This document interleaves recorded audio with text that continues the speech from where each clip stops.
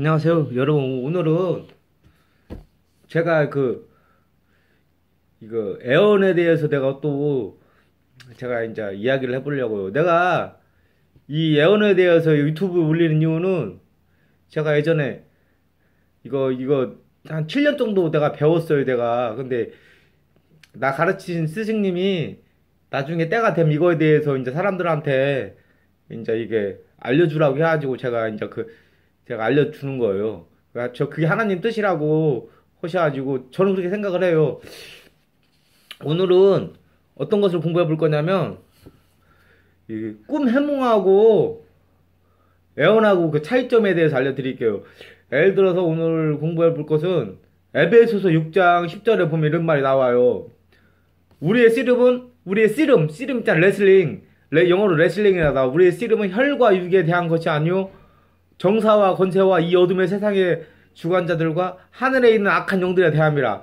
여기가 중요해. 그러므로 의의 흉배를 붙이고, 흉배 있잖아요. 그러니까 뭐지? 흉배가 뭐냐면 요즘에는 총 같은 거 쓰면 방탄조끼 같은 거 흉배를 붙이며 구원의 투구와 성령의 검 하나님의 말씀을 가지라. 그리고 믿음의 방패로 악의 화전을 소멸하며 그냥 복음의 신을 싣고 평안으로 복음의 신을 싣고 그런 말이 나와요. 그러니까 이게 근데 내가 차이점에 대해서 알려줄게요.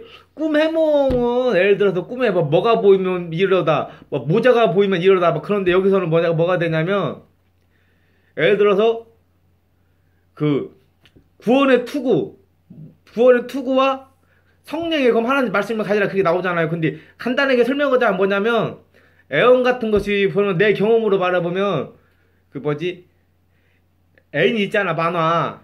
나 혼자만 레벨업이나 거기에 보면 그게 혼자 그 사람한테는 혼자만 딱 보이잖아요. 그게 그거하고 비슷해요, 보니까. 그리고 애니 보면 방패용사 성공담이라 나와요. 근데 그 사람한테만 그게 보이거든, 그 세계에서. 그래가지고 방패용사 성공담에서는 그 사람은 뭐지? 싸울 무기는 없는데 방어만 하는 거예요. 근데 나중에 그걸 막아야 하거든요. 세상이 멸망하기 때문에.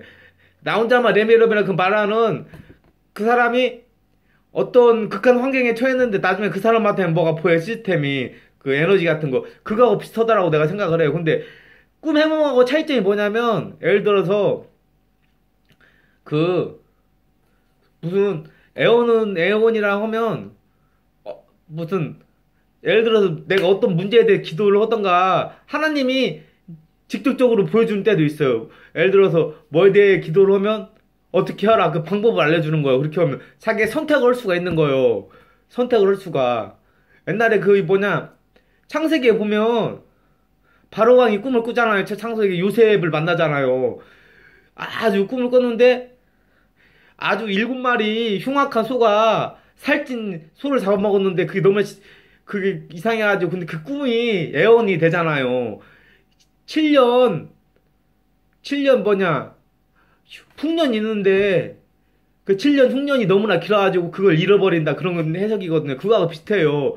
그리고 만약에 자기가 모든 사람이 예언을 할 수 있는 것은 아니에요. 배운다고 해서 되는 것도 아니고 그 선택받은 사람이 그런 거 할 수가 있어요. 근데 문제가 뭐냐면 하나님 쪽에서 내가 그 좋은 방향 쪽에서 예언을 할 수 있지만은 나쁜 방향 쪽에서도 예언을 할 수가 있어. 예를 들어서 성경 창세기에 보면 가인이 아벨을 죽여가지고 딱 땅속에 딱 묻어요. 그래서 하나님이 가인한테 물어봐요. 야, 가인 어딨냐?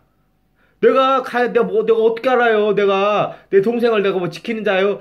하나님이 그러잖아. 하나님이 그래요. 야, 네 동생이 울부짖을 때 내가 들었다. 너 그렇게 살지 마라. 하나님이 그렇게 하거든, 가인한테. 그래가지고, 진짜 중요한 점 뭐냐면, 어둠의 타락한 천사나, 어둠의 그 애언을 받아버리면, 어떤 사람이 미워요? 그럼 그 사람을 죽여가지고, 시체를 어떻게 처리해가지고, 시체까지 없애버리고, 막 나쁜 것만, 막 생각이 드는 거예요. 그러니까, 항상, 하나님 안에서 좋은 애언을 하도록 사람이 노력해야 돼. 만약에 나쁘게 그것이 발전이 돼가면, 그 씨가 오고 열매가 오고 나무가 해가지고 그게 걷잡을 수 없는 사이코패스가 돼버리는 거예요. 그러니까 하나님 쪽에서 애원을 할수록 나는 그게 나는 원하는 바예요.